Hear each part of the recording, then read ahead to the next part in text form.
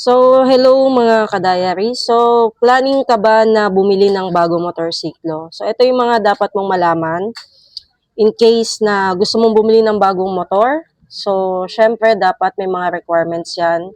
Pag-usapan natin kung ano yung mga kailangan mo kapag bibili ka ng cash and then kapag bibili ka din ng installment. Let's go.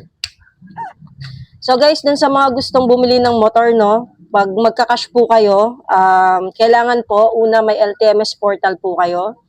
So ano po yung LTMS portal guys? LTMS portal, yun po yung portal ni LTO na ilalagin po ninyo para makuha po natin yung client ID ninyo at saka yung address po ninyo. So yung halimbawa po ng client ID guys, eto, papakita ko sa inyo. So guys, sa LTMS portal, punta kayo guys sa LTMS online portal. Ayan. Tapos, dapat may ganito kayo. So, pwede kayong mag-register now. Pwede din diretso login na kung may account na kayo. So, pag mag-register kayo guys, pwedeng with license, pwedeng without license. So, ganyan yung lalabas pag mag-register kayo. Tapos, sundin nyo lang yan guys, yung mga nakalagay dyan.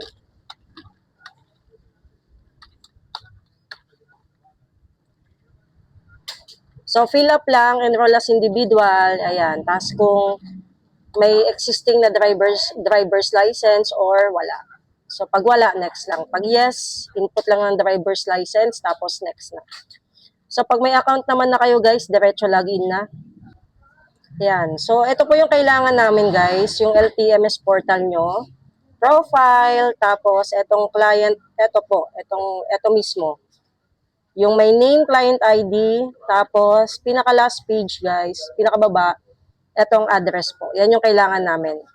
Tapos kung wala naman kayo neto guys, pwede naman resibo mismo nung lisensya. Parang ganito. Yan, parang ganito guys. Tapos may client ID dito.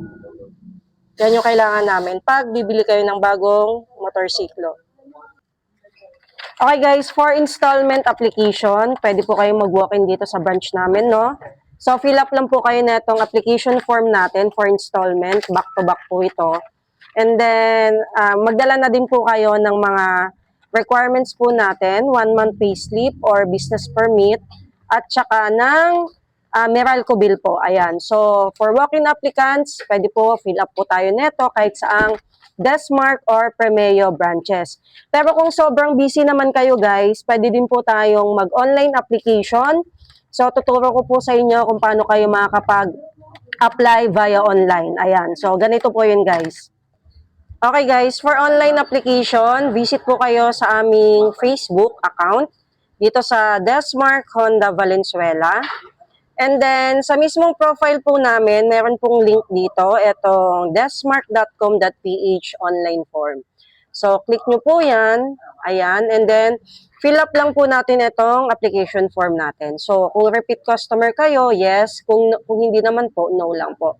Tapos, input lang po ninyo yung full name po ninyo. Like, for example, ayan.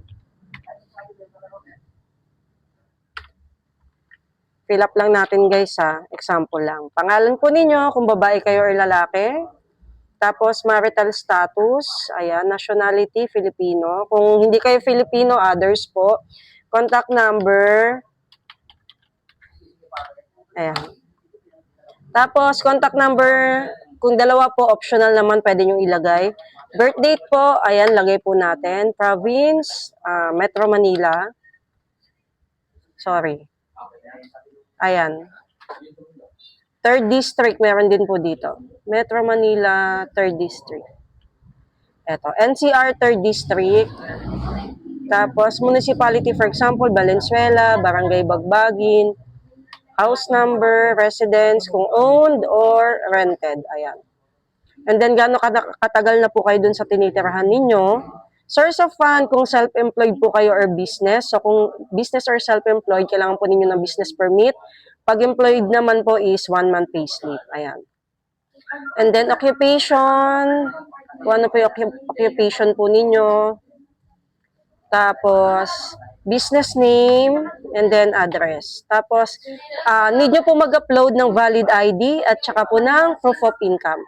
So, unit information natin, motorcycle, kung ano po yung applyan ninyo, kung Honda, Kawasaki, Suzuki, or Yamaha. And then, kung ano po yung model, kung alam po ninyo. Tapos, down payment, kung magkano po yung ida-down ninyo. Terms, kung ilang months. Ayan.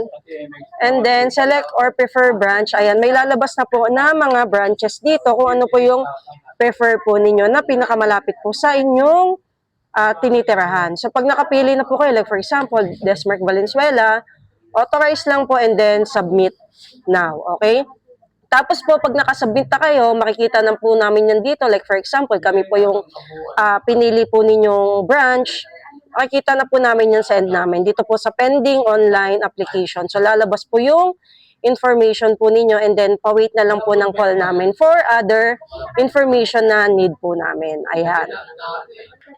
So, ganun guys, yung pag-apply po natin no, ng online application. So, bali, ang kailangan natin na requirements for application, installment application, kailangan po ng proof of income, syempre, Meralco bill, valid ID to valid IDs, and syempre kailangan may license po kayo. Kung wala po kayong lisensya at married po kayo, at least yung husband or wife po ay may lisensya. And then, kailangan din po natin ng co-maker po sa likod na part, okay?